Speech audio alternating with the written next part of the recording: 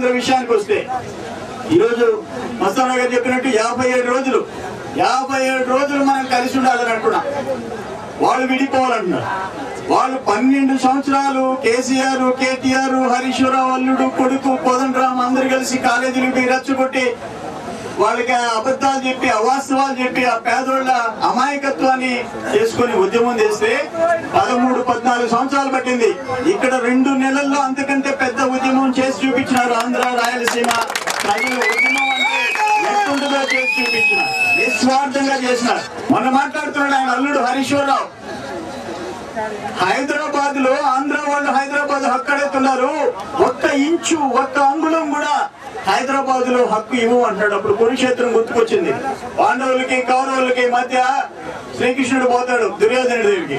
అయ్యా పాండవులు 5 ఊళ్ళు అడుగుతున్నారంటే అప్పుడు దుర్యోధనుడు చెప్తాడు సూది మన మోపినంత కూడా ఇవ్వను అంటాడు. 5 ఊళ్ళు కాదు అంటే ఈయన హరీశ్వరరావు హైదరాబాద్ లో మనకు ఒక అంగుళం కూడా ఈయనంటే ఈయనేంది ఇచ్చేదని అంటున్నా. మన రాజధాని 60 ఏళ్ళు చరిత్రలో 400 సంవత్సరాలు ఆంధ్ర రాయలసీమ వాళ్ళు కష్టార్జితం మనం కట్టిన పన్నులు. ఇకపోతే ఈయన నిన్న ఒక ఆయన వచ్చాడు జైలు నుంచి. జైల్లో బెయిల్ వచ్చింది. బెయిల్ గురించి మనం ఎవరికైనా బెయిల్ వస్తుంది. మర్డర్ చేసిన వాడికి కూడా 3 నెలలకి 4 నెలలకి బెయిల్ వస్తుంది. బెయిల్ రాదని ఎవడు అనుకోడు, అమ్మాయికుడు కాదు.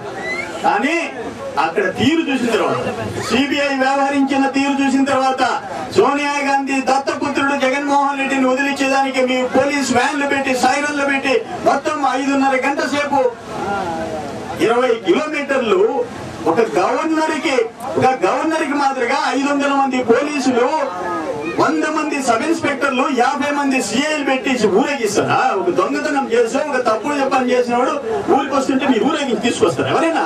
అదేవిధంగా ఈ రాష్ట్రాన్ని దోచుకున్న వ్యక్తి, ఆర్థిక నేరంలో కూరుకుపోయిన వ్యక్తి విడుదలైతే రెడ్ కార్పెట్ వేసేసి గవర్నర్ ప్రోటోకాల్ కొయ్యి అంట జీపులు, కార్లు, పోలీసు వాళ్ళు ముందు అక్కడ 200 మంది రోడ్డు మీద ఉంటే 500 మంది పోలీసులు అవసరమా అని చెప్పేసి అడుగుతాము.